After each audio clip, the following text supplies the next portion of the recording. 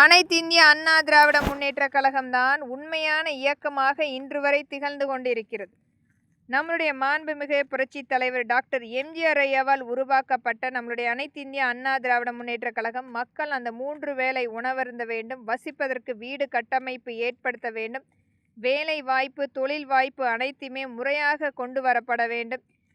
அம்மக்களுக்குரிய எந்த ஒரு வேற்றுமை இல்லாமல், மத வேற்றுமை, மொழி வேற்றுமை, இன வேற்றுமை இல்லாமல் அம்மக்கள் முழுமையாக ஒற்றுமையாக இருக்கப்பட வேண்டும். ஒரு அங்கமாக ஏற்படுத்தி மக்களால் அங்கீகரிக்கப்பட்ட ஒரே கட்சி நம்மளுடைய அனைத்திந்திய அண்ணா திராவிட முன்னேற்ற கழகம்தான்.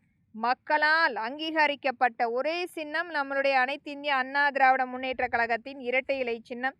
இன்றைக்கும் மிகப்பெரிய ஒரு அங்கீகாரமாக திகழ்ந்து கொண்டிருக்கின்றது.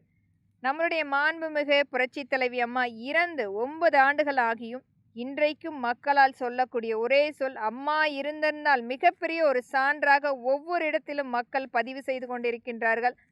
மின்வெட்டு என்பது மிகப்பெரிய அன்றைய காலத்தில் ஒரு முழுமையான அன்றைய இந்த தீய சக்தியினுடைய ஆட்சி நடத்த முடியாமல் திணறிக் கொண்டிருந்தது. அடுத்து வந்த நம்மளுடைய அனைத்திந்திய அண்ணா திராவிட முன்னேற்ற கழகம் நம்மளுடைய மாண்புமிகு புரட்சி தலைவி அம்மா ஏற்படுத்திய அந்த திட்டங்கள் இன்று வரை முழுமை பெற்று ஒரு மிகப்பெரிய ஒரு சான்றாக மின்சாரத்துக்கு எந்த ஒரு இடையூறுகள் இல்லாமல் இயங்கிக் கொண்டிருக்கிறது.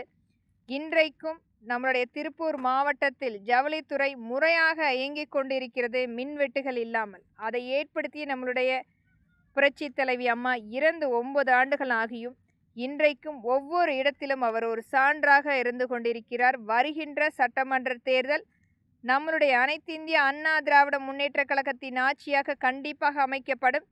இன்றைக்கு ஜவுளித்துறையில் இருக்க அனைத்து பிரச்சனையுமே நிவர்த்தி செய்து அதற்குரிய தீர்வுகள் நம்மளுடைய சட்டமன்றத்தில் ஏற்படுத்தி தரப்படும். நன்றி, வணக்கம்.